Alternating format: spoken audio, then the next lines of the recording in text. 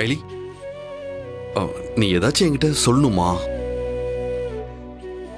என்னன்னு சொல்லு ஐலி. சிவா, அது இந்த என்கேஜ்மெண்ட். இந்த என்கேஜ்மெண்ட்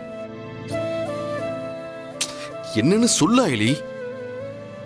இந்த என்கேஜ்மெண்ட் இந்த என்கேஜ்மெண்ட்